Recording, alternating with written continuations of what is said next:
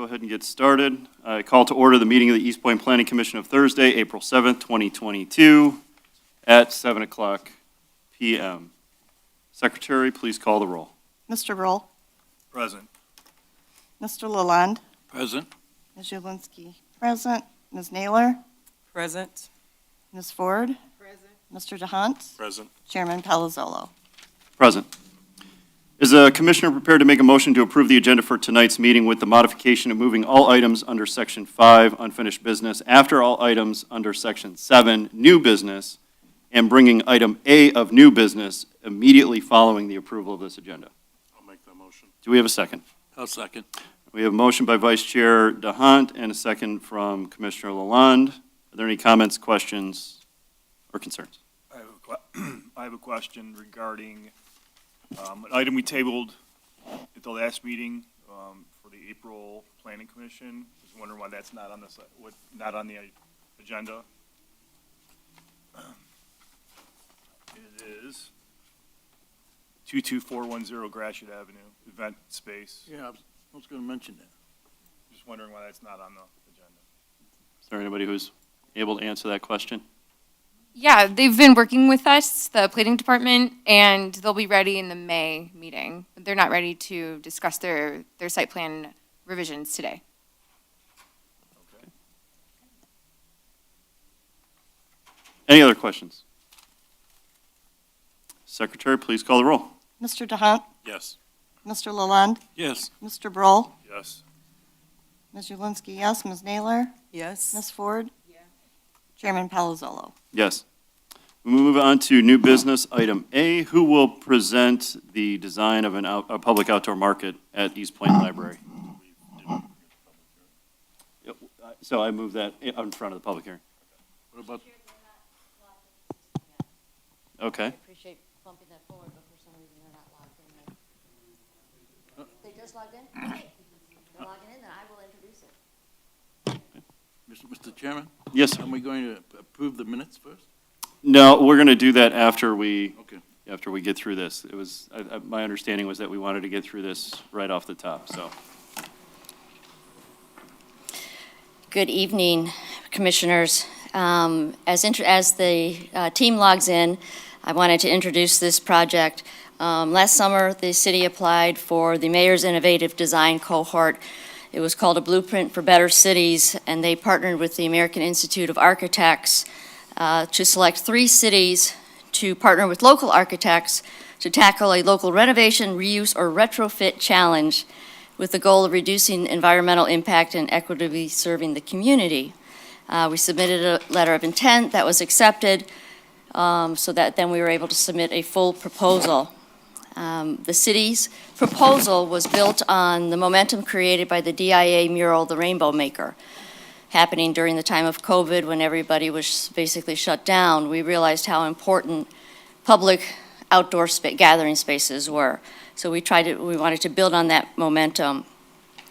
The proposal was to design a farmer's market, a marketplace in the parking lot behind the city library, to put in permanent coverings over some of the parking spaces that could be converted into stalls for farmers market, artists. The library is one of our big supporters of the project. They want to hold educational events there.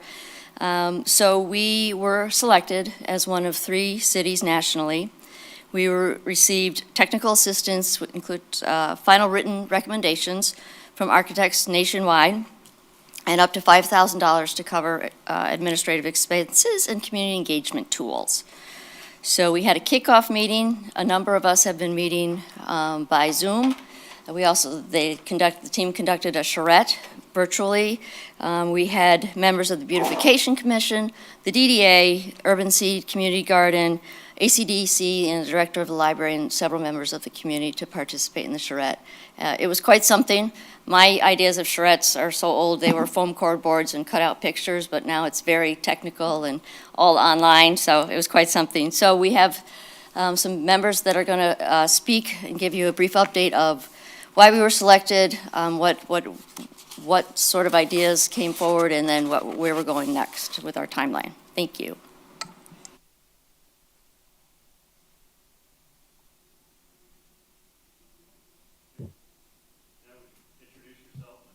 I'm not even on. Would you introduce yourself and begin with the Yes, presentation? Yes, absolutely. Thank you for having time for me today to walk you through the project and where we are right now. My name is Megan Martin Campbell. I am an architect here in Southeastern Michigan, and I am also the current American Institute of Architects Detroit chapter president. And I've been part of the core team, which I will get to here in a second. Thank you, Kim, for that great introduction for the project and walking through the pieces and parts that Eastpointe had taken the lead on this grant to really get us involved with them being selected as one of those 3 recipients of the grant this last year. I want to share my screen, and it looks like I can. So give me 1 second here so you can see my screen.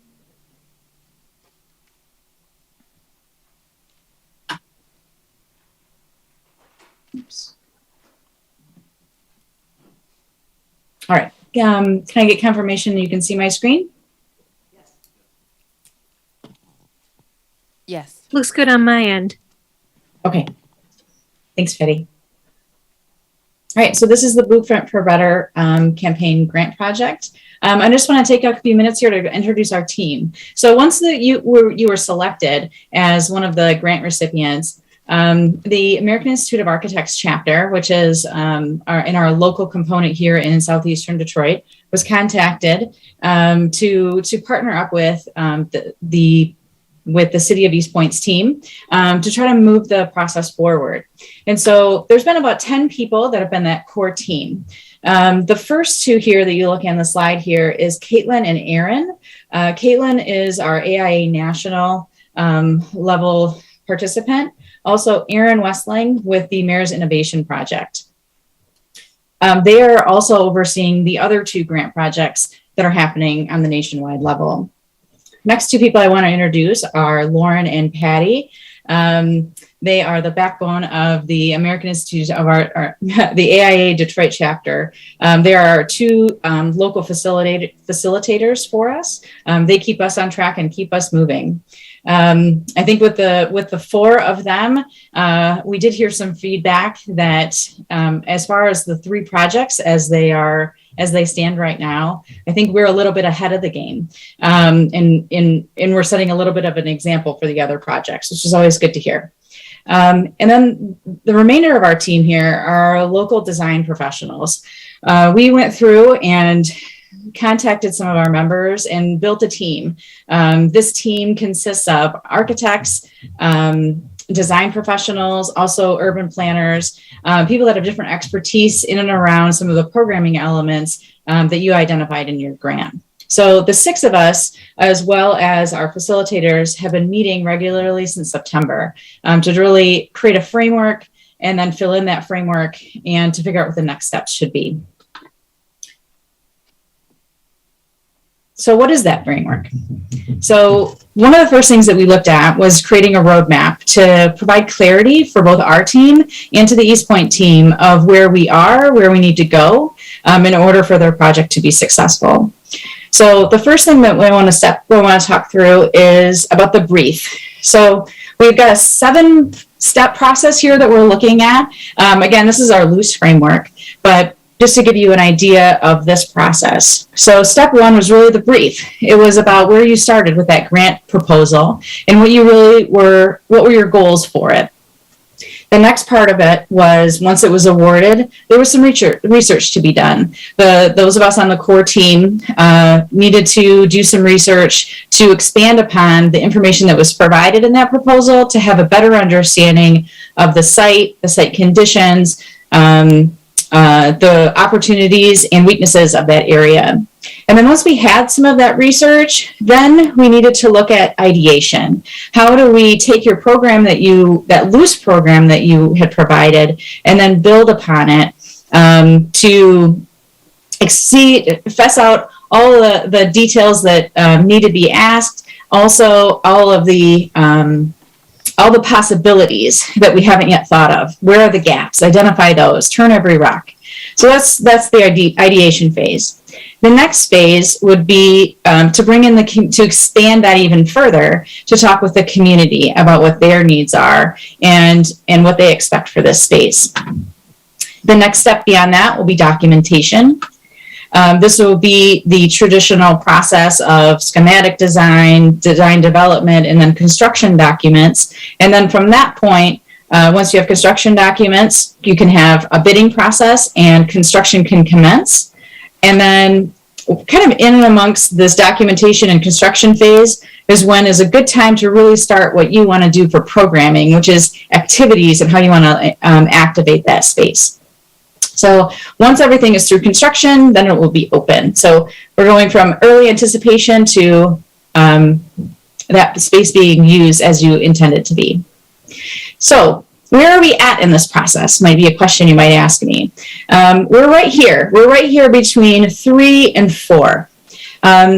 We are, I will get into next steps in one of my last slides, but I want to briefly go through the research piece and ideation piece to kind of give you where we are, which is at the end kind of step 3. So in that research phase, we did take a little bit of a deeper dive. We took the information that you provided in your proposal, and we started to look at the opportunities for the site that was being proposed. And we tried to pull out some of the key aspects of that and what you're seeing here in this vision piece. Trying to find, really have a good understanding of what it takes to create a destination or a sense of place in the area under consideration. Also looking at the businesses that are surrounding that space. We looked for what items could bring the community together, and then the intersection of all these things within the city. So this is really meant to be a destination space, and to try to tease out some more information on that. Another graphic to kind of like break that down is really to look at like that project area is really a parking lot right now, but what are the possibilities of that space? Looking at as we research ideas on farmers markets and different, and how a farmer market might work here, also a relationship with other farmers markets in the region. We've talked about potentially having an event space and what type of events could happen in that space. This space could also be an area for people to gather and to grab a bite to eat and socialize. So thinking of other types of events outside of concerts, but rather maybe festivals or whatnot that could happen in this space, as well as holiday events. And since there is such a close proximity to the library space, there's also the possibility for art classes and story time and craft activities, and really bringing like the whole family out to enjoy the space.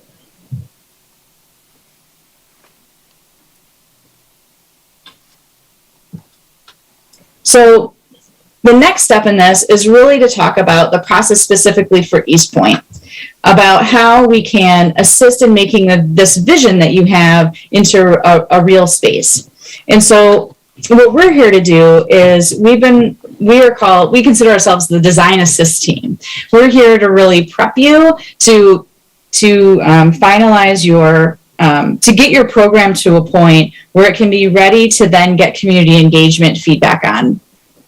And so once we get there, this phase is about brainstorming, about ideation, and about research, as I've already outlined. But it's also about like cleaning up that scope so that when you are to the point to hire a design professional, that is a clear path for them to then follow. So when we wrap up our piece for Design Assist, we hope to have some clarity for you, and then we also hope to have elements that can be used in the RFP process. And so really what this is really showing is that each one of these things builds upon the next. And so once we have this piece clarified, then the next piece really is to build that design team. This would be to put out the RFP and to hire a design professional team or a contractor. From there, you would go into professional services, which would be the process of going through concept, schematic design, design development, construction documents, and then construction administration. And then the next piece would be going into bids and timeline. And then the last step was that construction piece. And it's also very important to understand that community engagement needs to happen throughout this process. So in the ideation phase, what we did was in order to expand on the ideas that were presented in the proposal, the core team organized and planned a design charrette. If anybody's familiar with the term charrette, this is it's really it's a fancy word to really explain the free thinking and creative ideas that you put down on paper and you share in a short amount of time. So the design charrette was meant to be set up for just a couple of hours. We did this actually on a Saturday in late January. We had reached out to our local design cohorts here in southeastern Michigan, and we had over 20 participants for a couple of hours on a Saturday to get an introduction to the project, and to think about how that space could be used in a couple of predetermined categories based on those things that you had identified. We presented this, we kind of met. January was a tough month to meet in person. So we met via Zoom. We used a combination of a Zoom meeting, just like I'm joining you today, as well as what we call a Miro board, which is basically an online whiteboard. All of us met together, shared some ideas. We broke out in teams. Each team had 2 or 3, actually I know my team had 5 or 6 people in it. And we discussed topics that are on the screen here. So one of those topics was pedestrian connections and circulation.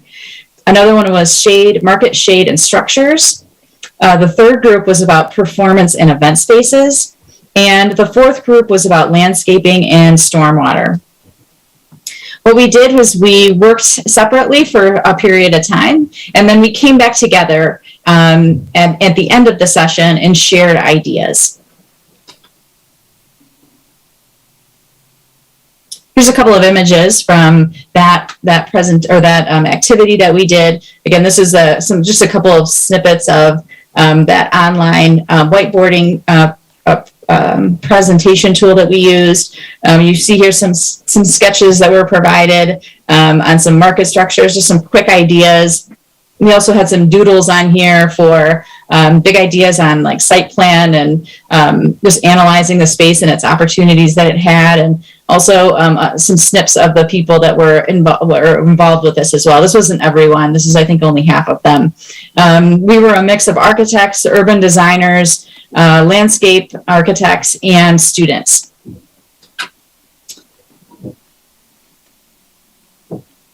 And next steps. So once we came out of that, we had a lot of ideas. And so in order for us to really kind of filter through and provide you with some good feedback from. So really our next step here is to summarize the design charrette recommendations that came out of that event. And so we'll providing you a summary of those things. Right now we're targeting to have that information to you in May. So a couple of weeks from now. And then with that process, we'll also be providing some key elements to be included with an RFP process, or an RFP proposal rather. And then the other thing that's happening is that needs to happen at the same time, and this is with the city's team, is that the city team needs to define funding sources for this project, the budget for the project, and the schedule for the project. All of those things will be used towards really creating a holistic and well-defined request for proposal that can then go out to, that can be announced publicly, shared publicly, and you can start to receive proposals from local design professionals for their services.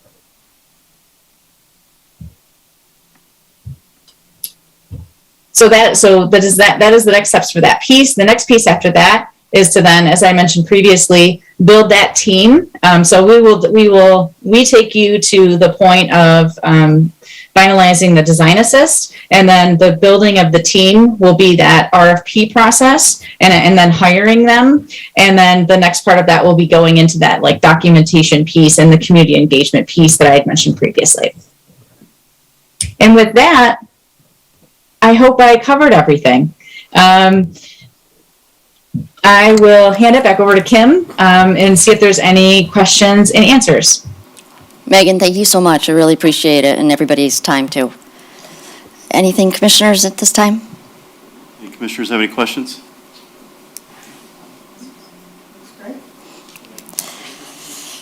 Thank you. Thanks, Megan. We appreciate it. You guys have a good night. Chairman. Thank can you. I Oh, say sorry. something? Sure. Okay, great. I just wanted to say that, this is a great opportunity for the city of Eastpointe, and I just want to put out there, like, great work on behalf of Economic Director Kim Homan, and then also interim city manager Mariah.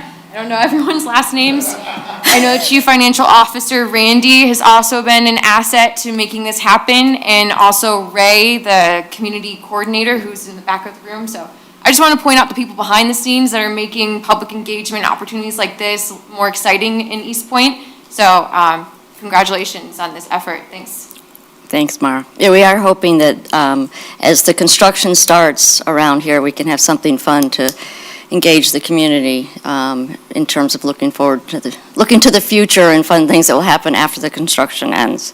So, thanks, Megan. Thank you, Mara. Kim, I do have a question. Absolutely. So when everything is said and done, what time frame are we looking at? I don't know that we have a specific time frame yet. This was an opportunity to get some incredible expertise. These guys are all volunteering their time to put some ideas together. Of course, with the construction that it is coming up, we'll have to work around that. Still working on different funding sources, whether it be approved for CDBG or some other grants. We applied for a grant last year, and we were in the final running for this project. So. Take the technicalities out for me. What's your ballpark? When do you want to see it done? I think ideally it would start to come together next fall, and then the kickoff would be the following spring, and we would start to, to plan to have events, and then build each season.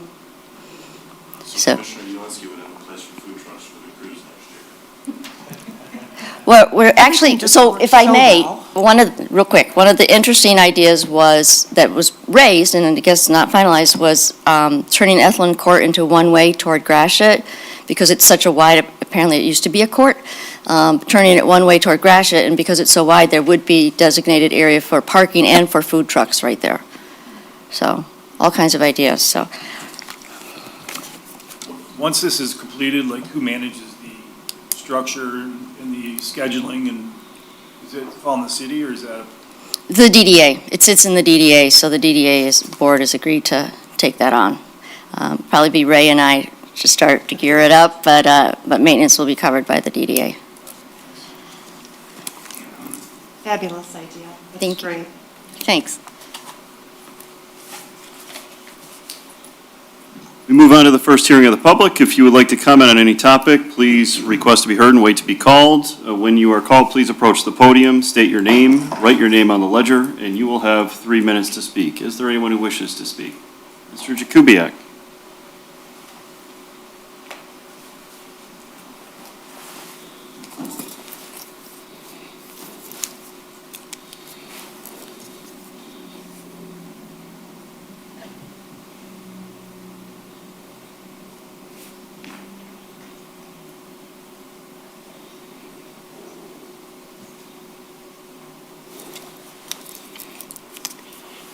Good evening, ladies and gentlemen of the Planning Commission. Walter Kubiak, Eastpointe resident. This gentleman here, Dominic, he contacted me about a problem on Kelly and Oak. There's a business there that wants to be a hall. The problem is they haven't come before you, and they have not had any kind of inspection by the city, by the fire department, by the police department, nothing. But they're in business, okay? They're having little get-togethers. So what I'm going to do is let Dominic come up here because he's got pictures and more information than I have.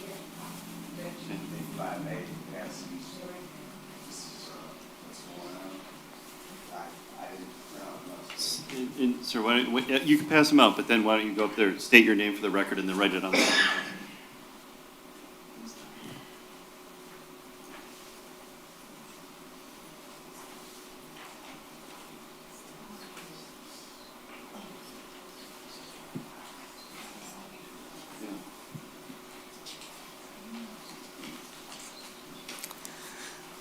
My name is Dominic Scroy. I live on Oak Street. My concern is this hall so far being illegal. They congest our street. As you can see in the pictures, they took out every spot from Curtin to Oak on the main on Kelly, and then they start coming down our street. My concern is not enough parking for the facility.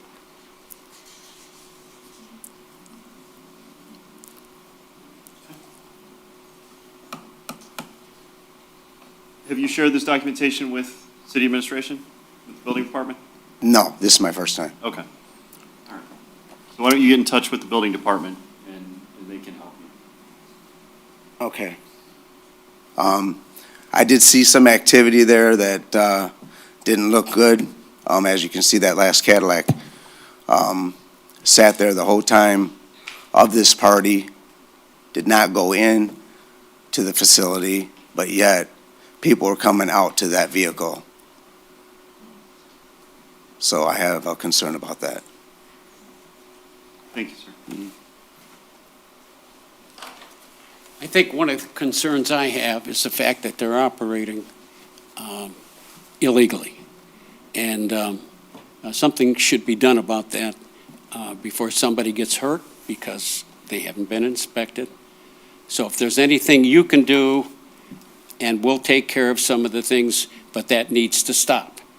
One of the things that Dominic pointed out, is one day he went by and there were a lot more tables and chairs in there, and all of a sudden, some of the tables and chairs disappeared. So I got a feeling somebody from the city's helping them out. But I don't think I can do anything about that, or nor you. So I think in the future, if they do make it, they should be inspected periodically. Thank you very much. Thank you, sir. Is there anyone else that wishes to be heard?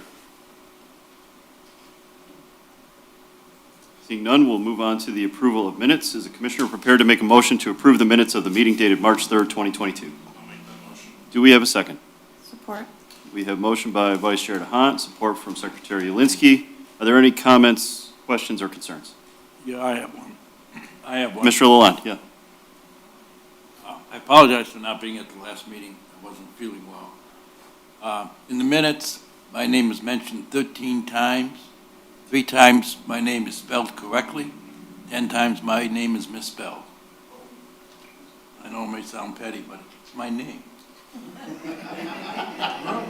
So I just want to, that's all I have to say. Leo, if it makes Yeah. you feel any better, that my name's never spelled right. I feel better. Okay. Are there any other comments, questions, or concerns? Secretary, please call the roll.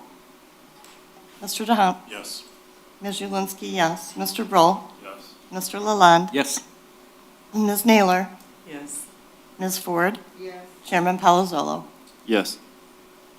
We have no item scheduled for a public hearing this evening, so we return to new business. Item B, Ms. Ha, will you review your memorandum of March 31st, 2022? I can assist with that, Chair. Please. So I'm Mara Bratuszewski, zoning administrator. Thanks for having me tonight. Good to see everyone. So do we flip over to that memorandum in the packet towards the end? Are you ready for this? Okay.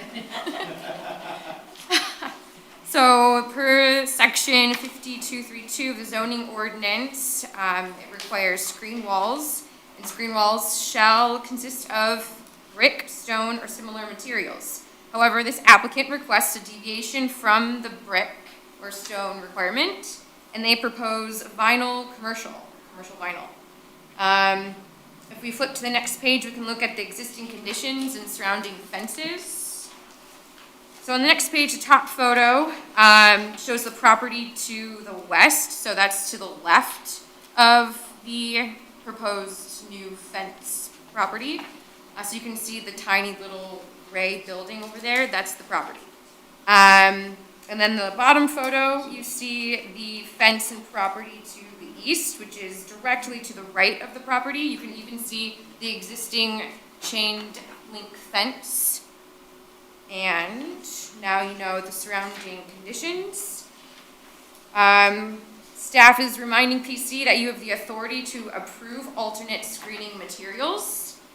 And one recommendation that staff has in order to move forward is just to get a little bit more information from the applicant in regards to the type or style of the vinyl, commercial vinyl, and the height of the fence. Thank you. Thank you. Do any commissioners have any questions for the city plan? Is there anyone here who would like to speak to the issues identified in the planner's report?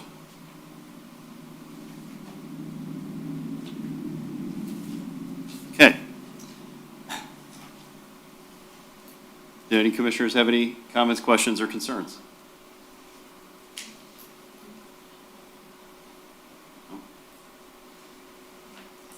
Is a commissioner prepared to make a motion to table discussion and action on the alternate screening for the property located at 18193 East 8 Mile Road until the May 2022 meeting of the Planning Commission to allow the applicant to provide documentation related to the issues identified in the planner's report?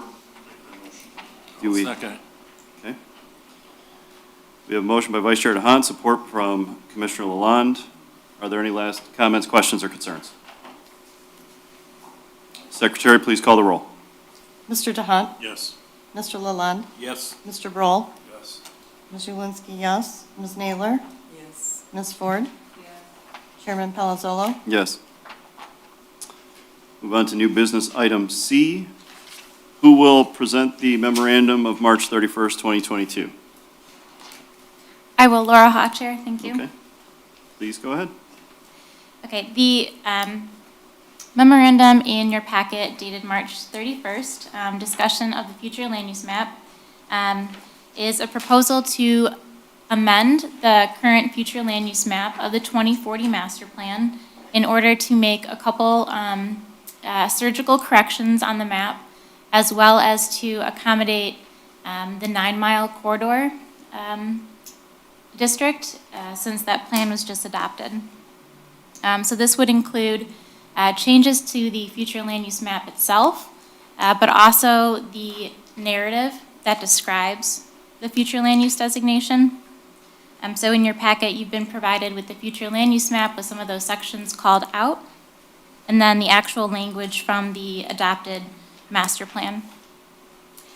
One of the specific areas that we would like to look at is labeled number 2 on the future land use map. And this is the self-storage facility property off Stevens that was recently approved as a conditional rezoning. And this site is planned on the future land use map as multifamily. However, due to the contamination of the site and the approved site plan and conditional rezoning to light industrial, we would recommend that this be corrected on the future land use map.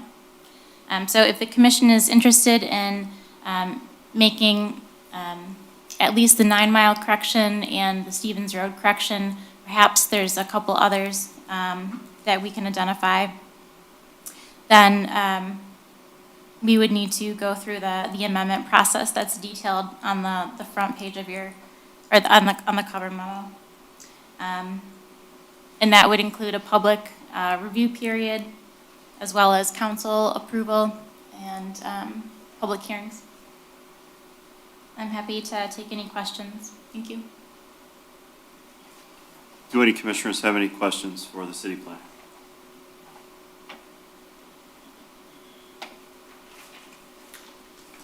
Are the commissioners satisfied with the schedule that is laid out in Ms. Hawes' memo?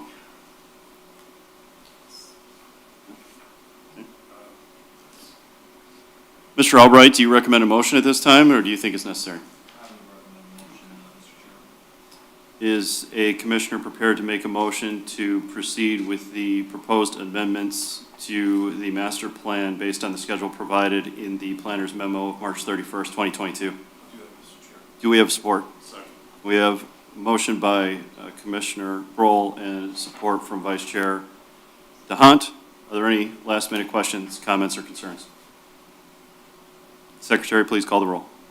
Mr. Broll, Yes. Mr. Palazzolo, Mr. DeHunt, Yes. Mr. Lalonde, Yes. Ms. Julinski, yes. Ms. Naylor? Yes. Ms. Ford? Yes. Chairman Palazzolo? Yes. Move on to unfinished business. Item A. I will actually take this one, and I'm going to start with an apology, first to the applicant, because what I'm about to say will probably cause delays for you, and I do sincerely apologize for that. It's not my intent, and I know that time is money for you. I also want to apologize to my fellow commissioners, because I sensed that something was a little off with this particular agenda item at the last meeting, and I couldn't quite put it into words, and so I apologize for the delay. But it wasn't until I took a second look at this agenda item that I think my concerns became a little clearer. And I'll say it succinctly this way, is that I would advocate that the Planning Commission table any review and action on the site plan for this site until the applicant submits and the city planner reviews the application for a special land use. And I would argue that it's an a priori issue, because if we deny the special land use, then the site plan review question becomes a bit moot. But I do want to explain why I think this is necessary, and I'll begin with a few facts. First of all, this is a B1 district that we're talking about. Secondly, gas stations are in fact a special land use in a B1 district under 50-91D1 of the zoning of the Eastpointe zoning ordinance. The last fact I think I'll mention, I do think it's important, is that this is a legacy use. And what I mean by that is that this use existed prior to the current iteration of the zoning ordinance, and we have no record of any prior approvals for this particular use, whether it's special land use or site plan review. Now, one could argue that the expansion of the retail space does not necessarily increase the intensity of the gas station. However, as a planner, I would argue that that determination of a special land use requires an evaluation of all of the characteristics on a site and all of the features. And I would not like to look at a site plan, identify one particular aspect of it, and suggest that that is indicative of the entire site. So in this particular case, I would not look at 600 square feet of retail space and suggest that therefore this site is a retail outfit. I would take into consideration all of the features on the site and the characteristics, and I believe properly determine that it is still in fact a gas station. One could also argue that the expansion itself does not necessitate a special land use review. However, again, I would respectfully disagree with that argument, because our special land use regulations in 5049 do not make a distinction between a new special land use and the expansion of a special land use. And furthermore, the site plan regulations in our zoning ordinance do allow for additional site plan reviews whenever there is an expansion of a use that would necessitate things like further parking. So I would argue that there are provisions elsewhere in the zoning ordinance that would flag a site for additional review. And similarly, because this is a special land use, and because it is a legacy use, which we have never reviewed before, I do think the special land use review is warranted in this case.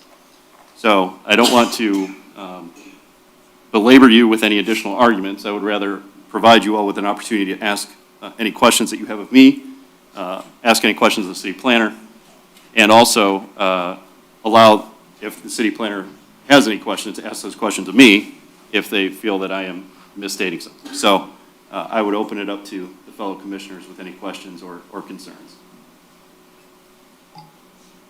I guess my only question is, if we had already gone through the process of going through a special land use review, which has not been done here, if that had been done by this body at some point in time, would that change the way you look at No, because I think that it's still an expansion of a special land use, and the expansion of the special land use would necessitate a subsequent special land use review, in my opinion.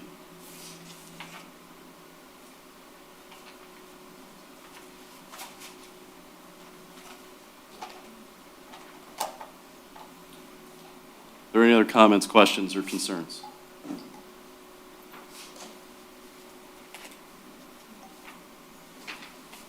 Mr. Chair, can I make a motion that we table this?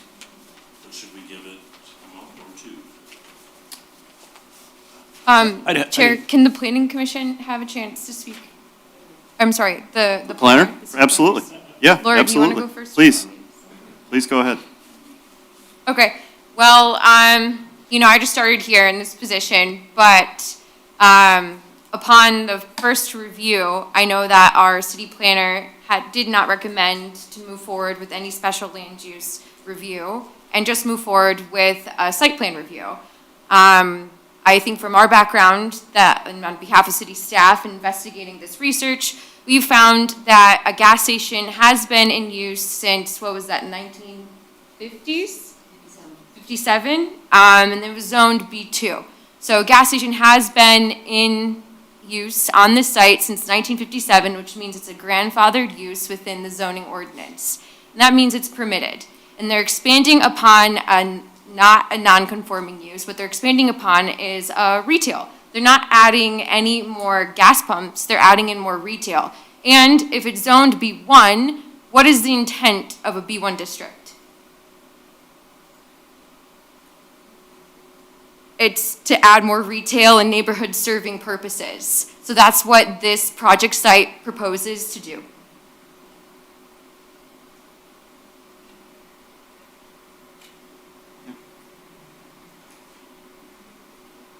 I mean, respectfully, I hear the argument. I disagree.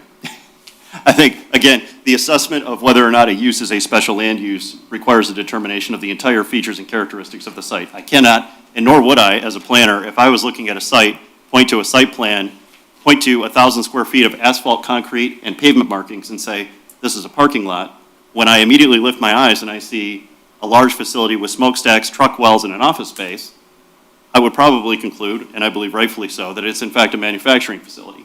I would make that determination based on all the characteristics of the site, not just one particular aspect of it. And I think that the perspective is a little bit infinitely regressive, and it causes some complications down the road. So I do respectfully disagree. I think that if we did have an expansion of a facility, of a building, that was going to do something that was not in and of itself necessarily a special land use, I would still think that we would default to the most intense use that could properly be categorized on the site, and that to me is still a gas station. In the simplest terms, I would say it like this. Does the addition of 600 square feet of retail space make this site no longer a gas station? And if the answer is yes, that's fair. Then tell me what it becomes. If it becomes something else, then we need to review that use against the standards of the B1 district. If it's a use by right, then I believe there might be an argument. If the answer is no, it does not necessarily change the overall use on the site, and it remains a gas station is a special land use. So that is my argument. Well, just trying to understand myself now. Understandable, yeah. I don't understand. We're throwing a lot of planning. Right. We're throwing a lot of planning at you, so. Which I'm not familiar Yeah, we're with. really getting into the weeds, But admittedly, yeah. But the part that is grandfathered in, what, doesn't that mean that because it's been there for so So- long that we can't Yeah. just say, okay, you know what I mean? So mean, that's yeah, what- I mean, and this is, yeah, I hear the question. So this is where I think, I respectfully have a disagreement with the assessment of this as a, well, first of all, I try not to use that term. There are some negative connotations with that term, to be honest with you. I think we try to use different terminologies like legacy. It's a legacy use, right? But if in fact, typically when you use that term, it means it's a use that is no longer permitted at all in a particular zoning district. That is not the case here. A gas station is a special land use. So it is permitted under special conditions under our current zoning ordinance. So the label, I don't think necessarily applies. If we apply that label, it's a legacy use. If that is the case, then I think the language of our ordinance becomes even stricter in that the section on nonconformities, which is what essentially this argument means, is that it is a nonconformity, would prohibit any expansion at all. So I think that taking that tact actually becomes more restrictive on the applicant. I think accepting the fact that it's a special land use, allowing the special land use review to happen, provides greater flexibility for the applicant. But, I would certainly be interested if the city planner has a different perspective.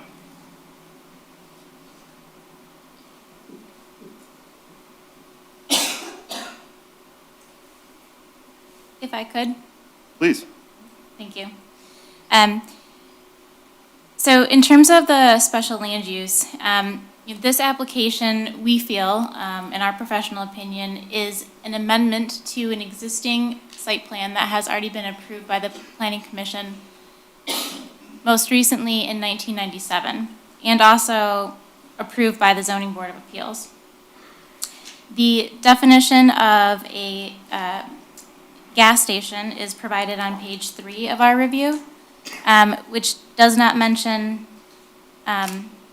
any reference to retail except for retail as related to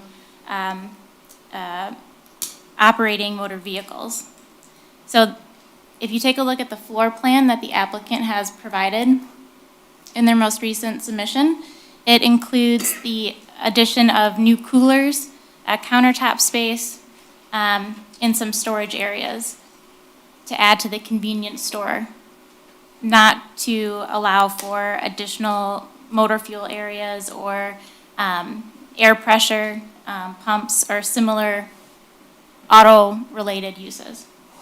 On page 3 of our report, we also note the special land use standards that apply to any gasoline service station.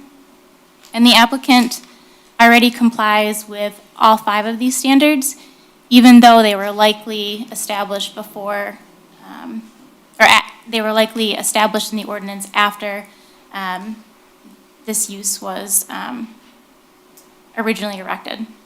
So the addition of the convenience store, in our opinion, is not expanding the gasoline use itself. And the special land use is a moot point because it's allowed to continue, and should the applicant come before the Planning Commission and request a special land use and that be denied, I can see some serious complications in that process. So we recommend that the commission consider the site plan application to move forward.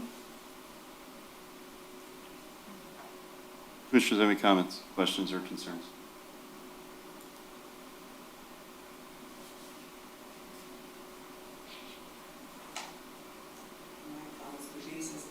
Since there was no expansion of the special use of the gasoline lot, the plans are approved by the planners.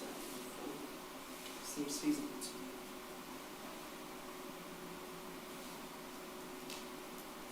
Can other commissioners share that view? And if so, then we can move forward with the planner's review of the second review of the site plan. Question, and maybe I'm just missing it. So previously, wasn't there an issue with parking spaces and is using the pumps as parking space? And I thought we had addressed that, but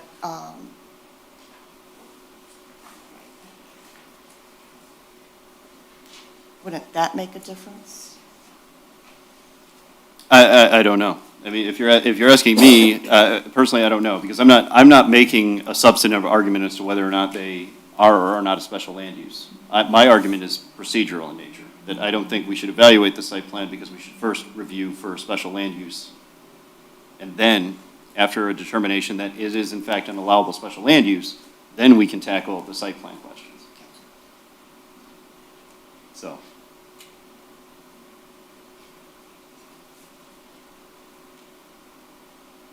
Okay, well, why don't we have the planner review the memorandum of April 6, 2022?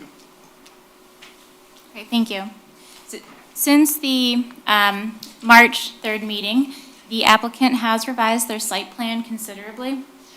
There's been additional information provided, but also some enhancements to the site overall. So the first would be the relocation of the SMART bus stop. They proposed to remove it out of the grass island along Kelly, just a bit further north, and now provide a concrete sidewalk and appropriate landing pad for that bus stop, which is an enhancement overall. They have relocated the dumpster to the north side of the building to be in compliance with the current ordinance standards, even though they did receive a variance for that in 1997. They are also proposing a uniform building appearance. So if you look at page 5 of our report, we show the existing building from the residential perspective on the side street, and you can see that the parapet does not wrap uniformly around the building, and all the rooftop equipment is exposed. With the new addition, the parapet will completely wrap around the entire building, along with the stucco, and will create a more harmonious and consistent appearance for the neighborhood. The applicant has also provided a landscape plan. We do note in our report several items that still need some further information from the applicant and/or Planning Commission consideration. And these are underlined starting on page 4. The first is that the building height, we need some further detail for flat roofs. The building height is measured to the established roof surface, not the parapet. It appears that they can meet the 15-foot maximum height, but we need the elevations to be revised to verify that. Otherwise, they would need a variance. In terms of parking, they are not requesting that the parking at the gasoline pumps be double counted. There are actually 2 parking standards in the zoning ordinance today regarding gasoline service stations, which is an error and complicates this. This is one of the inconsistencies that has been identified for the zoning ordinance update that the Planning Commission will be talking about later tonight. But based on those 2 different parking standards, the use with the usable floor area for the retail requires between 10 and 13 parking spaces. And the applicant is proposing 13 parking spaces with the correct 1 barrier-free space. We note that bumper blocks should be installed for those 3 parking spaces that abut the new building to prevent damage to the west elevation. We also request some further information on the loading activities. The new addition does have a southern access door to it, and that leads to the green belt along the residential street, and it's likely to allow for access for the loading zone in the alley. If that's the case, then we would recommend that a sidewalk pathway be installed within that green belt just to prevent destruction of the grass over time. A truck turning template still must be provided, not only to ensure sufficient room for trash service vehicles, but also emergency vehicles and the fuel tanks to safely and properly access the site. Going back to the rear of the building and the architecture on page 5, currently the cement block is painted a white color, and we're recommending that facade be painted a neutral color, perhaps beige, to match the stucco on the parapet area and create even more of a uniform building appearance. While the applicant has proposed some new landscaping to come into further compliance with the zoning ordinance, The method of irrigation must be provided, or the plantings, of course, will not be viable. With the new dumpster enclosure to the north of the building, we also need to see some construction details and ensure that those building materials are consistent with the principal structure. And then lastly, on page 7, the applicant is proposing 2 new light fixtures that will face Kelly Road. While the lights do comply with the maximum wattage illumination, they are considered floodlight fixtures and need to be fully shielded downward. These 2 lights are also shown at a mounting height of 14 feet, and the ordinance requires a maximum mounting height of 12 feet, so they would just need to be reduced slightly on the facade. And then the site plan needs a minor revision to note that the existing light pole, that is where the building addition will, or is proposed to go, will be removed and noted on the plan. Thank you. Thank you. Do any commissioners have any questions for the city planner? Ms. Hall? So talk to me about the parking, please. Okay. Is parking at a pump considered a parking spot for this facility? Parking at the pump, there's 6 fuel pumps. So each of those are for the gasoline pumps only, not for the retail use. Okay. So is there an appropriate amount of parking for this spot? Yes. Whether you apply either one of the 2 parking formulas for gasoline service stations, when you factor in the usable floor area of the retail convenience store, they're required to have between 10 and 13 spaces, and they are providing 13. You know, I drove past that place the other day, and just for the life of me, I can't see how you can get 13 spots on that piece of property with the addition. But, you know, I'm not in your business, so I'm assuming you know what you're doing. Can I ask a question as well? I didn't quite understand. So are you saying that the 6 spots at the pumps are considered parking spots? They are not considered parking spots for the purpose of the retail, but in either one of these parking formulas, as part of the 13 required spaces, you must provide a parking space at each one of the pumps. So out of the required 13, 6 of them are by default just for the gasoline pumps. So the applicant maintains compliance with that. There's no change proposed to that. It's the remaining spaces, the 7 remaining spaces that are elsewhere on the site that are required for the retail use. Are parking spots required to be striped?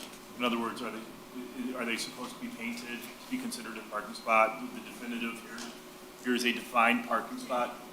Yes. So is the applicant going to, is that part of the proposal here, that they're going to stripe the ground with parking spots on those pumps? On the pumps themselves, Well, those are considered parking spots, right? they're considered parking spaces, but for the vehicles fueling, just as any other gas station that you've gone to. So those don't require, those 6 parking spaces at the pumps don't require striping. All right, so if that was not, sorry, this is me not understanding. So if that was not a gas station, and so you did not have pumps, then that would leave them with 7 parking spots. What's the requirement for that spot if it wasn't a gas station? How many parking spots are required? If there was just the convenience retail store, that would just be 7 spaces. That would be 7. Yes, yes. So the 13, well, depending on which formula you use, it would either be 5 or 7. We'd Or love 4 or to think 7, this excuse me. man would be that busy that he would need that many spots. I wish that luxury to be that busy. But forgive me for saying this, parking at a pump is fuzzy math to me. It just doesn't seem, I mean, I'm certainly not trying to dispute you, but it seems kind of crazy. So if I applied that theory, if I go to Speedway and they were jammed up, I could just sit and park at their pump and go about my business and you know, disregard the respect to somebody else who might need to get to a pump, so. You know, I think it's kind of fuzzy math to allow parking at a pump. Well, Commissioners, if I could clarify, they're not double counting the parking at the pumps. The parking at the pump itself is for fueling and is required by the ordinance as part of this 13 parking spaces. So for all purposes, I would just eliminate, the thought of those 6 spaces at the pump and focus on the fact that they are required to have either between 4 or 7 parking spaces on the site, which they do provide for the retail use.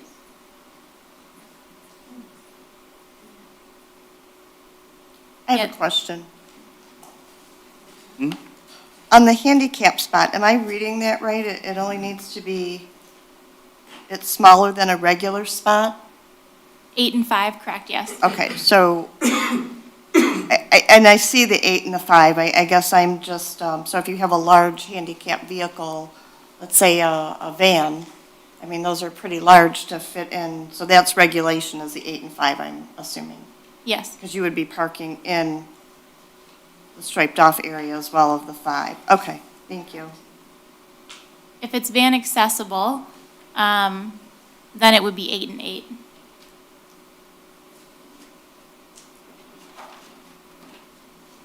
But that Alright. van accessible isn't required if you just have one ADA space. Are there any other questions? Would the applicant like to come up and address any of the issues that were identified in the latest planner's report?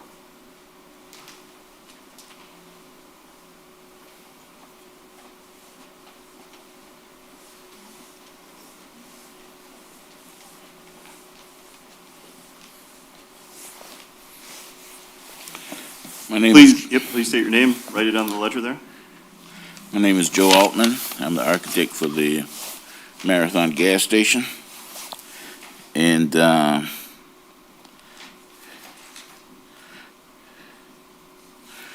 we have heard everything that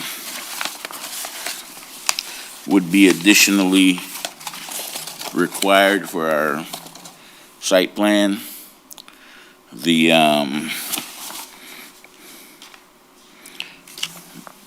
sidewalk from the additional door that we're adding in, the truck turning radiuses, the lowering of the light from 14 to 12 feet, the adjustment of the parapet to bring it within the required standard. So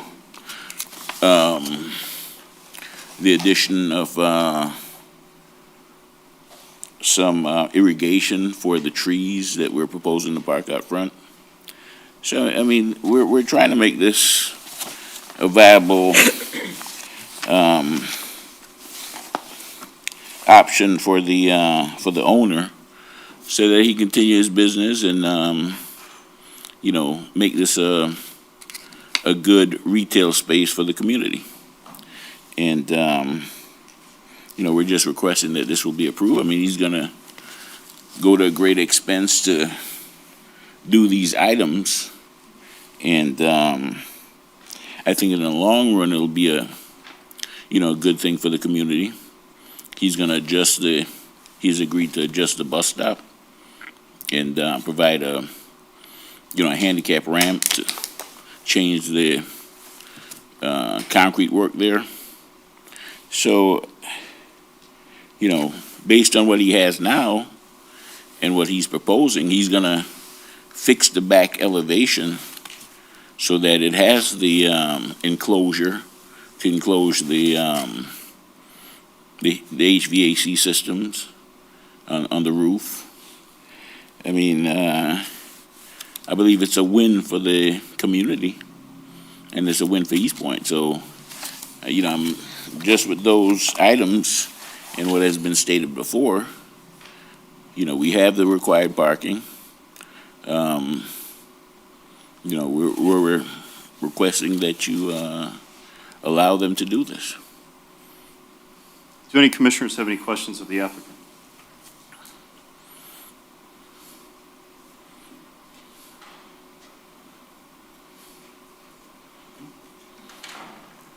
Thank you, sir. Yes.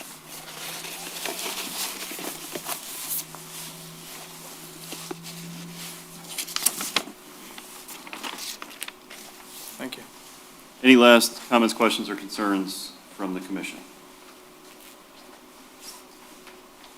Is a commissioner prepared to make a motion to approve the site plan for the property located at 21,000 Kelly Road, parcel ID 0214323777-0036, subject to administrative review and approval of a modified site plan that addresses the issues identified in the planner's report of April 6, 2022? I motion that we approve with the modifications. And is there a second? I'll second. We have motion by Commissioner Naylor and second from Commissioner Ford. Are there any last comments, questions, or concerns? Secretary, please call the roll. Ms. Naylor? Yes? Ms. Ford? Mr. Broll? Yes. Mr. Lalonde? Yes. Mr. DeHunt? No. Ms. Julinski, yes. Chairman Palazzolo? No. We move on to unfinished business, item B. I had some comments that I communicated to each of you individually. Mr. Albright, I also communicated them to you. You have received them, correct? Sir? Yes? Yes, Mr. Chairman. Okay. Do you have any comments, questions, or concerns related to the changes that I had sent to you? I do not. Okay, thank you, sir. I call you Vice Chair DeHunt, because you did have some comments to me earlier. Would you like to discuss those here before the commission? Sorry. I could bring it up too, if you want. Yeah, well, bring it up. Okay, Hold on. All right. So two of the things that struck me, the first one that sticks out the most was in reference to calling our meetings. And I felt that it was important that the chair have the ability to call a special meeting with commission approval. And I don't know if that was in the bylaws. So that was one of the comments that I made. And then the second comment that I had was in the dissemination of information. Because I don't think there's one of us up here that likes getting something at the last minute and making sure that all documents are provided by the applicants to the city in a reasonable and timely manner so that we don't have to get emails a day before. So to me, if we can't have documents well before, you're not prepared. It's like, not having your homework when you go to school. So that was one of the things for me. And I understand that there are situations where last minute things happen and, you should have a little bit of flexibility, but you have a month before you have to come and see us. And there's no reason why anybody shouldn't be completely prepared. And if it's because of outside influences, attorneys, planners, architects, or whatever, then you need to hold if you're paying these people fees, then you need to hold their feet to the fire. But I don't think it's unreasonable that all of our documentation be expeditiously provided.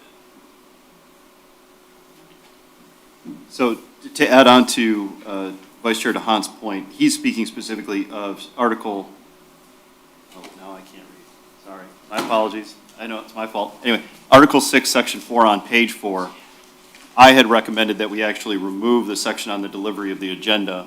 Vice Chair DeHaan, I think, yes, sir. Mr. Chairman, perhaps you could read into the record what your proposed changes are, just so everyone's on the same page. I don't know if everyone has Yes. received what those So, recommended right, changes are. so my recommendation, this is to Article 6, Section 4, page 4. My recommendation is delete. So, to remove everything, that's my recommendation.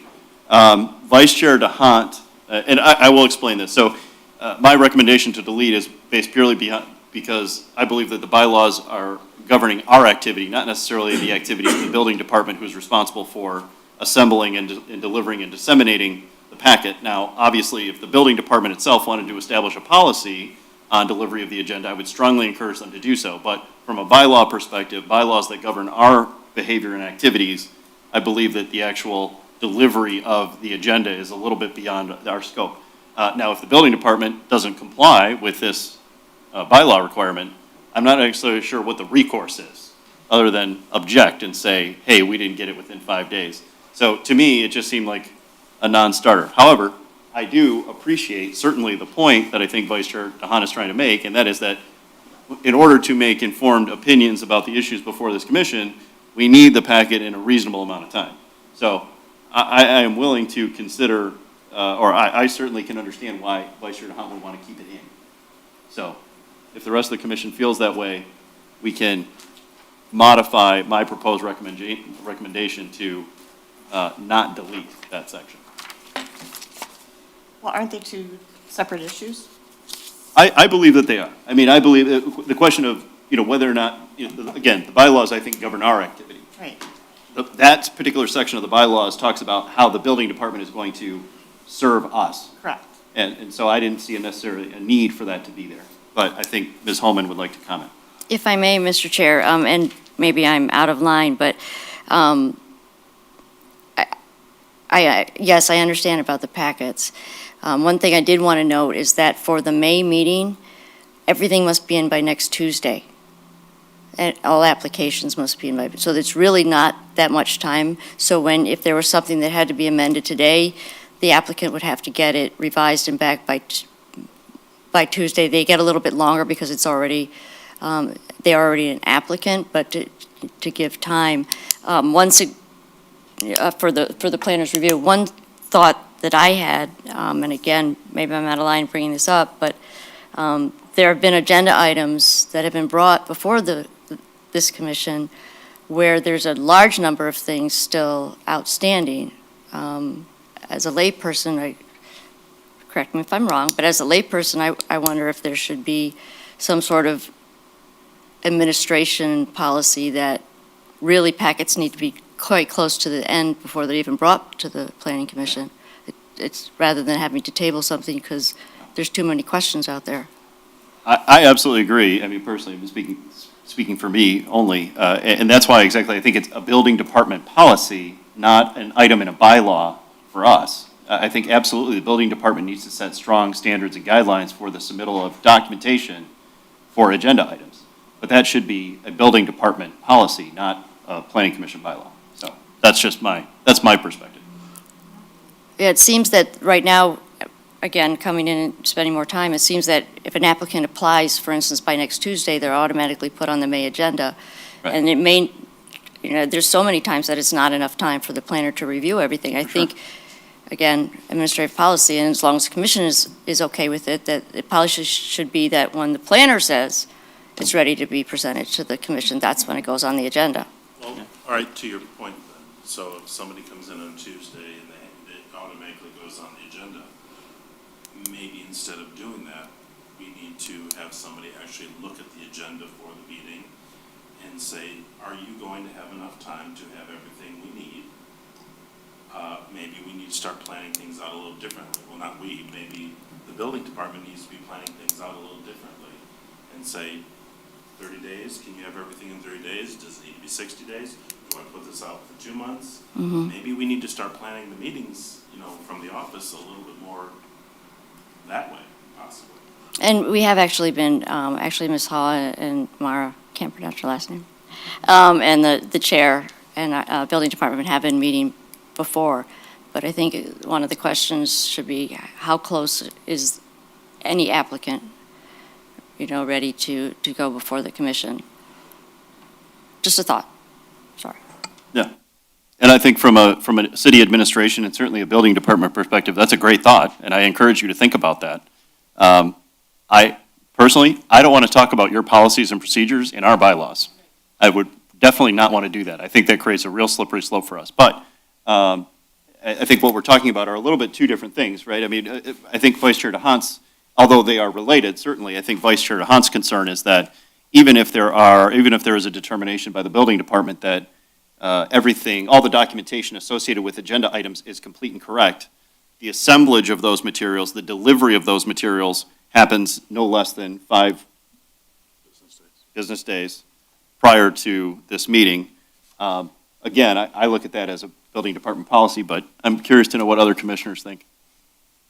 Would you like to see this particular article and section number remain in the bylaws, or are you okay if it comes out? I'm okay if it comes out. I'm okay if it comes out. Okay. Mr. Bull, Ms. Naylor? Okay.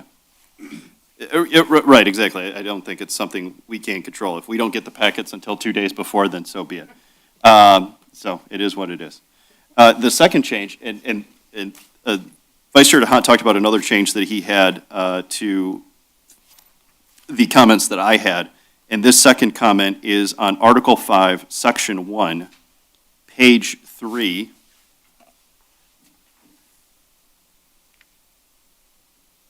Article 5, meeting, Section 1. The recommended language, oh boy, now I memorized everything, I can't read it. Hold on, my apologies. My recommendation to Article 5, Section 1 was to change the first sentence, or I'm sorry, the last sentence. Oh, no, I'm sorry, wait a second. You got them both. First sentence. You got the first and the last. First and the last sentence.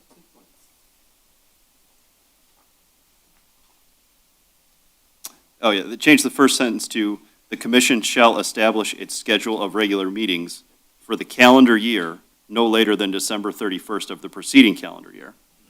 Vice Chair DeHaan's point is that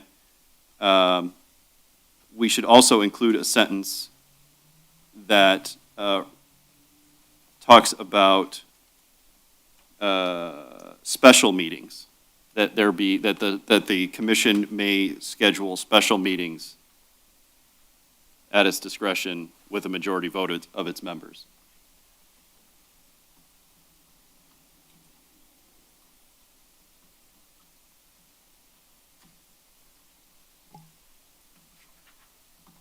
So the point is you just want to define that. That there's also the ability, that the commission has the ability to schedule its regular meetings and also has the ability to schedule special meetings based on a majority vote of its members. That's basically it. Yes, sir. Mr. Chairman, that's in addition to the chairperson being able to call a special meeting, which is in Section 5, or Article 5, Section 5. Right now, the chairperson has the ability to call a special meeting, or is your recommendation to also give the planning commission itself by a majority vote the ability to, or perhaps by 2 members?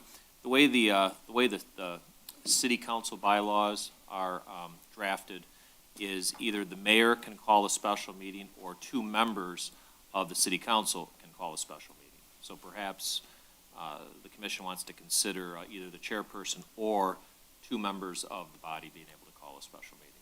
Certainly different bodies, but I would completely agree. You know, we all sign waivers of ethics and all this other stuff. There's certain, I mean, we're not. We don't waive ethics. Well, yeah. We don't waive it. Waiver, yeah. Let's, want to do that. Let's clarify for the record. We do not sign ethics waivers And I can around here, barely okay? read. Okay. I want that firmly stated for the record. No one on this commission signs ethics waivers, correct? John pencils in. Yeah, right. Other. All other. Okay, But, scary moment.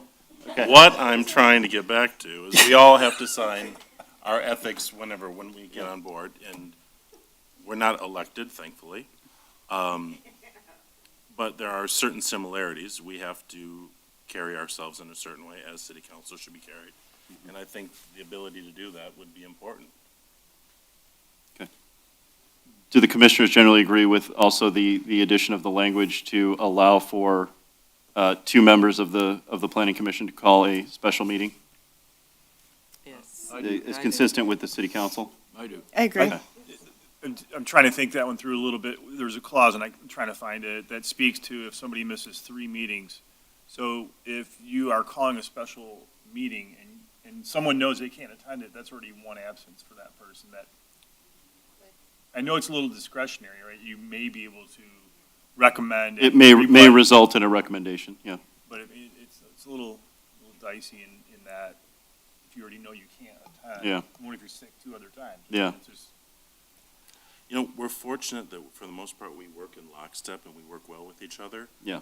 But, you know, there could be that one random time that maybe Tim has gone off the farm or off the range, whatever it is, and we need, you know, there's something that we think Is that important. uncommon? I don't know. Not usually. Okay, yeah, I was gonna say. Usually I have to bring my thesaurus out when you Right. speak. but- Okay, So Tim's gonna check the other box down there? yeah. I gotcha. But, you know. Hey, it's definitely not an ethics waiver, okay? That's what I'm saying right now. Anyway, I apologize. Macomb Daly's probably Yeah. watching. Okay, I'm sorry, go ahead. But I just think it's good to have that flexibility. Understood. Okay, yes, sir. And Mr. Chairman, I just wanted to bring something else to your attention. Ms. Holman just brought this to my attention. The last sentence of Article 5, Section 5, has a time provision of the Secretary notifying all members of the commission in writing not less than 5 days in advance of such a special meeting. Currently, the Open Meetings Act requires a minimum of 18 hours. Yeah, So certainly the body has the Right. flexibility to Yeah. do something We are- as little as 18 hours or Yeah. 5 days. Five days may be a little burdensome, Yeah. depending on what the need for having a special meeting is, but I just wanted to put that out. No, thank you, sir, because it is a fairly strict standard if it is a special meeting and under exigent circumstances. 5 days is quite a bit of lead time, but I can't imagine, I mean, if we had a special meeting, would we really want to get together 18 hours later? I'm just trying to think of the circumstances under which we would say that we have to get together in 18 hours. I don't think there's anything that pressing. Yeah. I can't imagine. Yeah. Let's get back to the part where the secretary notifies everyone. I'm sorry, Secretary Alinsky, you are not recognized right now. We're talking about, I'm kidding, of course. Please, okay. I would be more than happy to take on that responsibility if you'd like. Okay. All right. Any other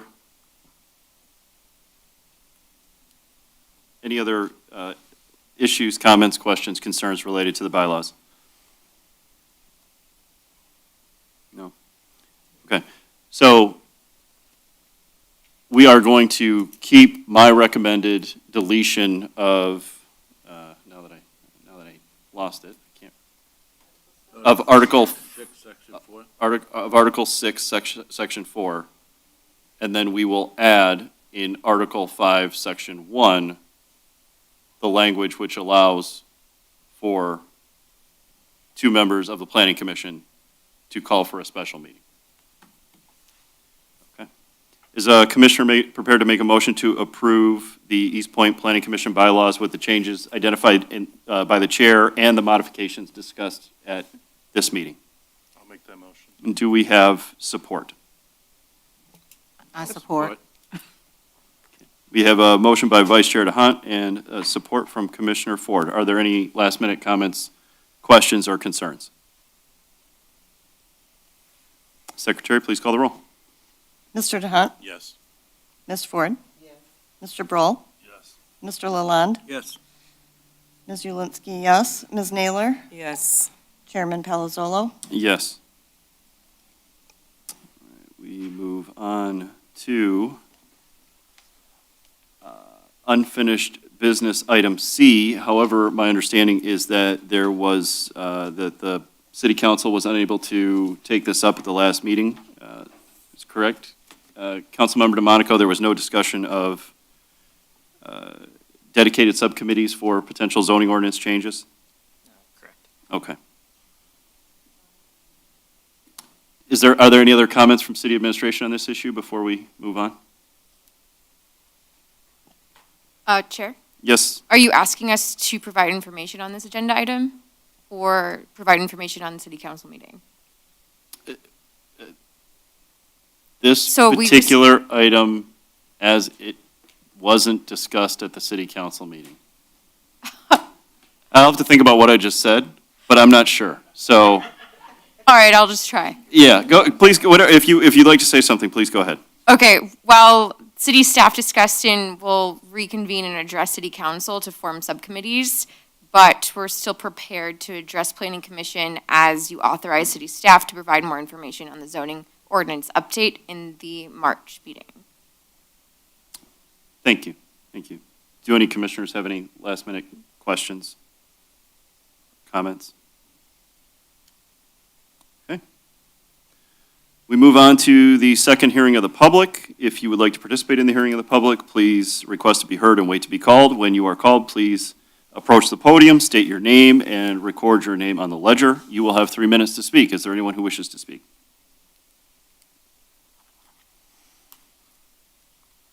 Seeing none, we move on to to comments. Do the city planners have any comments for this evening? Hi, Chair. Yes? Okay, so we'd like to address some items of the zoning ordinance update. Perhaps we can't discuss forming a steering committee or a subcommittee, but we can move forward with other items. Is that good with the commission and the chair? Can you be more specific? Okay, well, this agenda item has 4 different goals. So first of all, Planning Commission authorized city staff to provide more information on the zoning ordinance update project. So the first goal, and I'll outline all 4 goals before I go into more detail about all of the 4 goals, but the first goal is just to understand the sources that will guide the zoning ordinance update. And these sources are the McKenna 2020 technical review, which I think Planning Commission is familiar of that 2020 technical review. And then we have city administration pain points that we heard from city administration staff. So thank you for sharing your thoughts on that. We have 9 Mile Corridor Plan initiatives, RRC best practices, that's redevelopment ready community certification program, the master plans advice, and then latest policy trends. And then also we'd like to have the Planning Commission input and City Council input, our steering committee input, and public comment. So that's the first goal, is just for Planning Commission to understand the sources of the zoning ordinance update. The second goal, I mentioned there are 4, is to review the timeline for the zoning ordinance update. We just distributed the timeline sheet, but let me go into the third and fourth goals first before discussing that one a little bit more. The third goal is to assign 2 planning commissioners to the 2020 steering committee. However, I understand that we might not be able to do this because council has not created the steering committee, so that third goal could probably wait if that's what the direction is from the council. But we do want to remind, even though that we're assigning 2 planning commissioners, that planning commission will see this zoning ordinance update project every month at your monthly meetings. And so everyone will be involved. And then the fourth goal is to discuss pain points from the planning commissioners regarding the zoning ordinance. So these are items that you would like to see addressed in any zoning ordinance update. These are your pain points. And we would like, as staff, to have the pain points discussed today. And then also, I know this is, we might not have time to discuss everything today. So we'd like to have the opportunity for you to email us at planningandzoning@eastpointecity.com. So planningandzoning@eastpointecity.com. Please send your pain points due April 21st so then we can address in the May meeting and discuss steering committee. .com. .org. Next time I got it. planningandzoning@eastpointecity.org. Okay. Can you restate the first goal? The first goal? Okay, great. Thanks for asking. So we're just understanding the different sources that we've took information from to update the zoning ordinance. So each source that I cited is, well, 1, the technical review performed in 2020, and then city administration pain points. Similarly, we asked you guys just now to address your pain points, but we also asked city staff to address their pain points. Then we'll look into the 9 Mile Corridor Plan and see what initiatives we need to outline there to update the zoning ordinance or align with the zoning ordinance. The RRC best practices, that's the MEDC redevelopment ready program, just to be more business friendly, and they offer some guidelines to us. The master plan, all guidance from the master plan, latest policy trends, and then input, of course, from our steering committee and all of our boards and commissions and public comment. I've received some pain points so far from staff, but I'm not sure if you want me to go into that much detail. I have to say, this is probably the longest set of planner comments we've ever had. So maybe what we should do is schedule it as an agenda item with some more detail for May. I think maybe that's what we should do. Chairman, Yes, sir. I think they meant to discuss this during unfinished business C, I believe, and I think there was just a little confusion. I think, yeah. Ah, so we're going back. We're going backwards. Okay. I have a question. Wouldn't this be something best done in a joint meeting?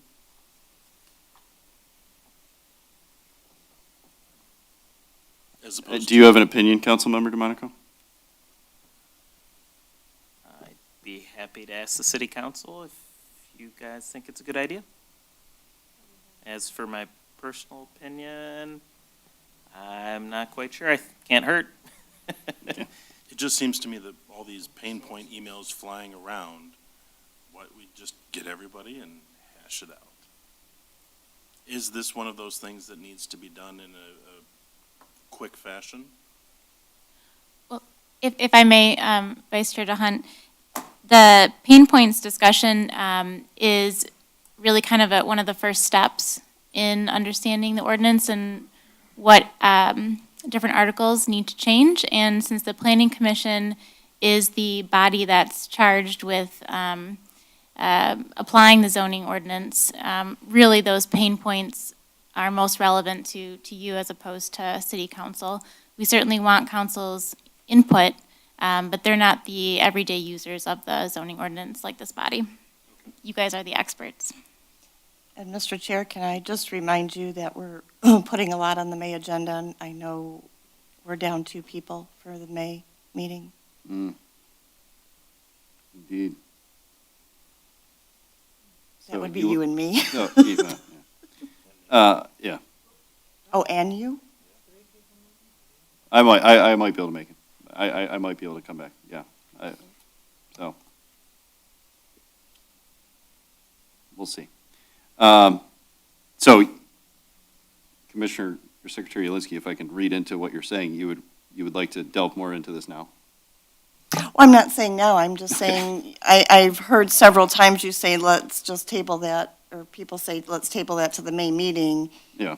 And I would hate to pack the May agenda when 2 or 3 of us are definitely not going to be here. Just my thought. Yeah. And this is an important one that I would think you would want a full board. I would agree. But Ms. Holman, you would have a comment? Yes, if I may. So we've been discussing building department, the planners, city administration.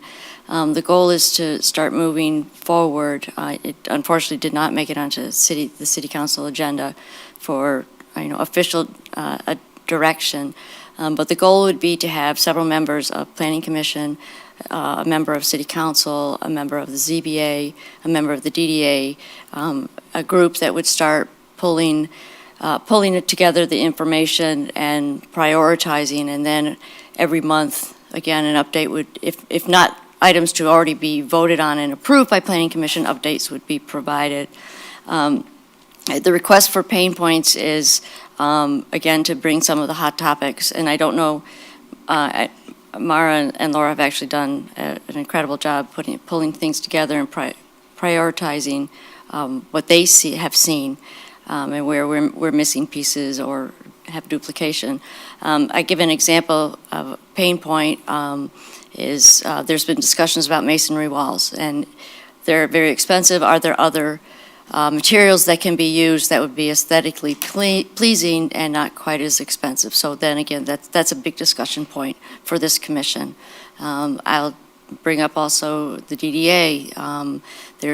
We were running into some hurdles with the second story requirement and the fact that this commission has no ability at all to waive it unless it's a currently standing building. Again, a heavy item for topics. So I think if any of these members, if any of you do have items and would want to share them, that we can add them to the list and start to get things going.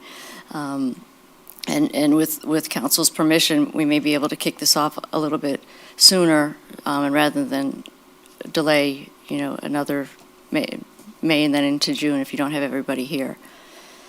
But we're trying to take the burden of the work. It's really going to be on the planners, but onto a smaller group that can be actively involved and then bring the information back to their various boards and commissions.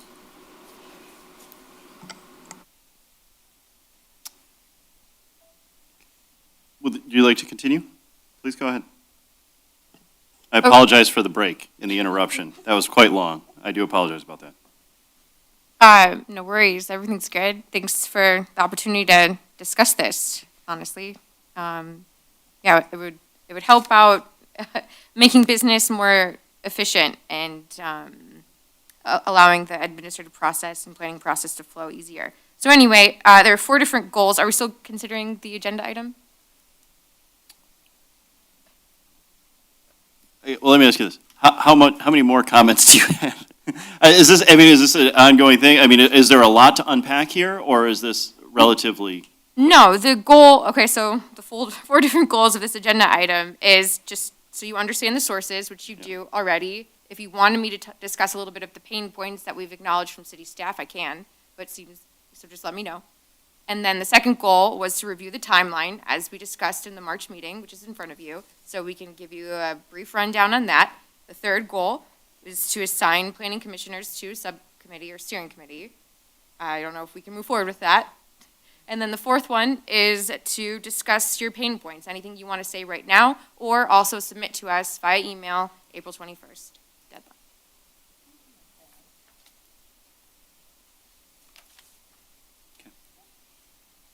So I think what I'll do is we'll continue through the comment section, and then everyone, once we get to your comments, if there are particular things you want to bring up that the planners can record, we can do that. Mr. Albright, do you have any comments? Mr. Chairman, I do just wanted to formally say thank you to city administration. I've been attending these meetings since 2009, and I've never walked into a meeting and been greeted by a happy birthday balloon, which is behind me. So, and also a wonderful card as well. So I just wanted to again say thank you. That was a wonderful gesture. Well, thank you, sir. Ms. Holman, is there anything else you want to say?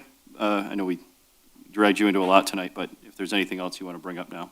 Just so you know, we are completely aware of the Kelly Road issue, and what's going on, and yes, they are not able to be operating right now. So we are on top of that. Thank you. Fire Marshal, is there anything you'd like to say? No, sir. Again, just what Ms. Holman said is just that we were made aware of that issue and Thank you, sir. Councilmember DeMonico. Thanks, Chairman. I guess first of all, I thought, Mr. Albright, when you were speaking since 2009 or something, I was like, where are you going? I was like, are you leaving us? Yeah. But happy birthday instead. And I think is Rachel back? I don't know who Otis was, talking to earlier. I didn't see, so happy birthday to her also. And that's all I have for tonight, Mr. Chairman. Commissioner Ford, is there anything you'd like to say? No. Any pain points in the ordinance that come up to you?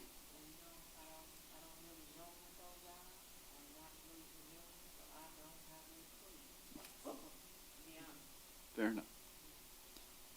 Commissioner Lalonde, I have no comments.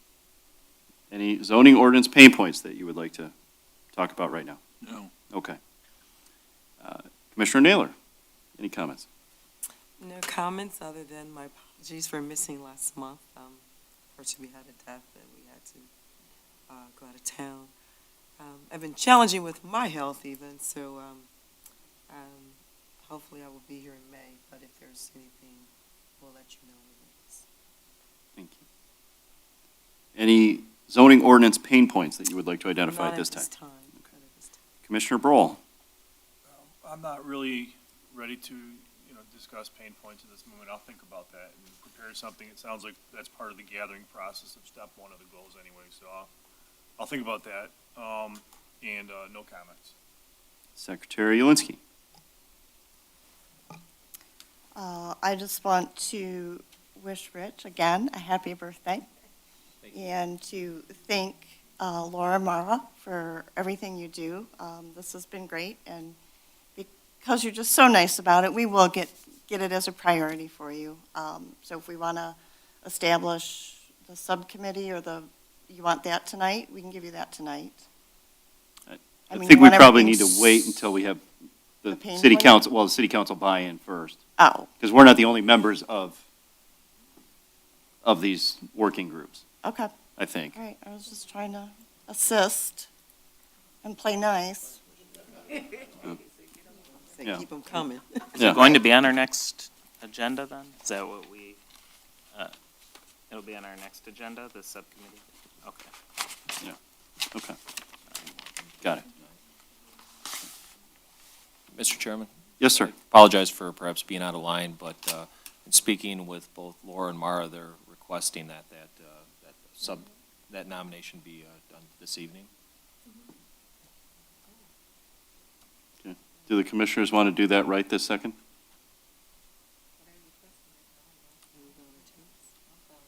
How many do you want from the planning commission? So, hi, thanks, Commissioner Ulinski. We'll make sure your name is spelled right. So we're requesting 2 members from the Planning Commission to join the steering committee, but we just want to let you know that all planning commissioners will be included monthly.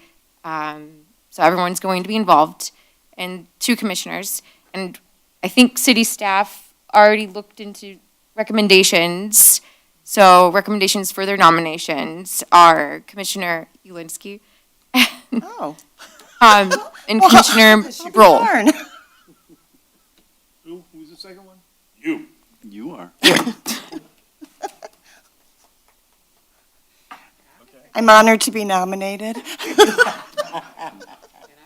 Before I say yes or no, like, when would the meetings, is that flexible? Is that all to be determined, or is there something that's already thought of?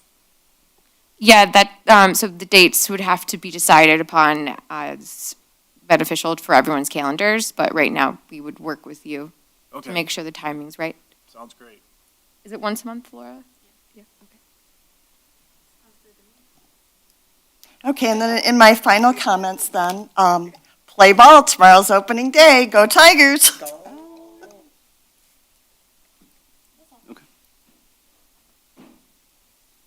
Place your hat on.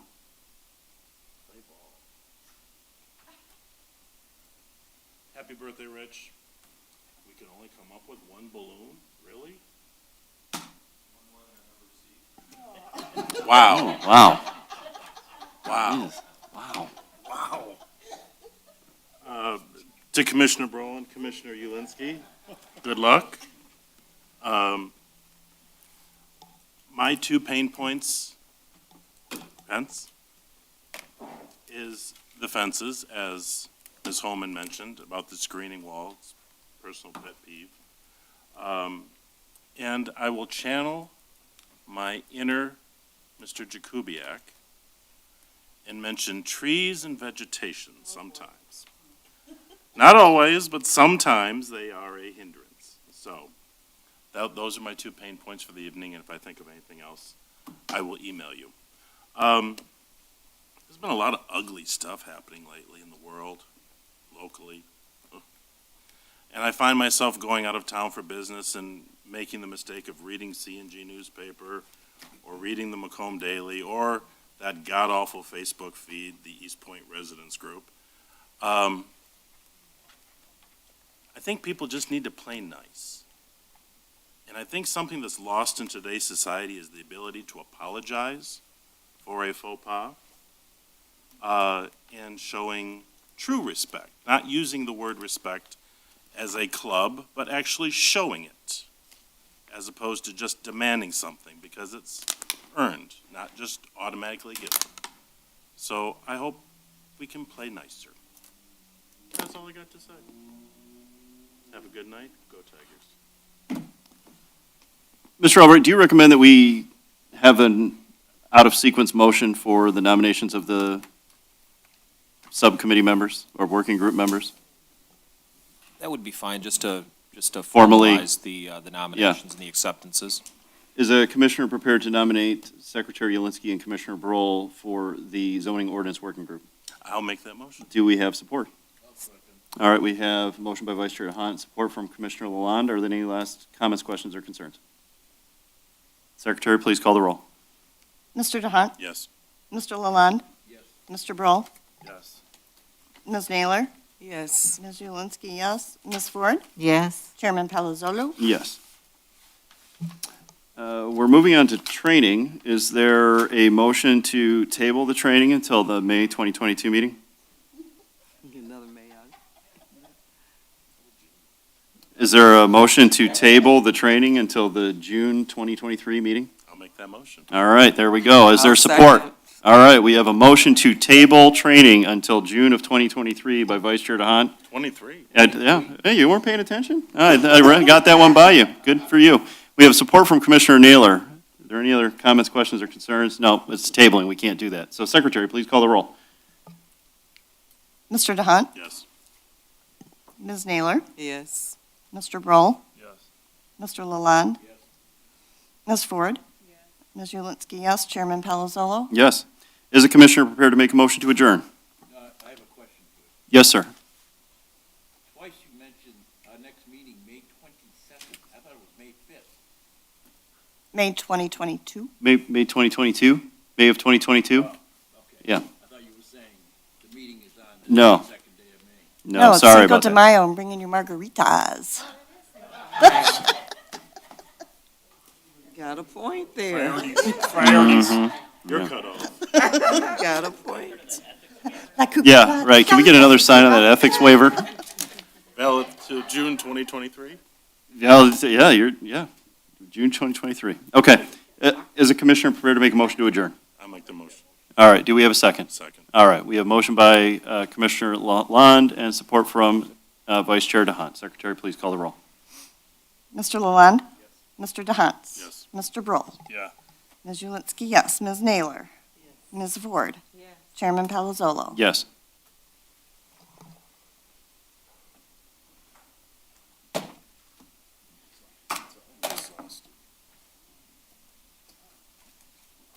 It's a long one.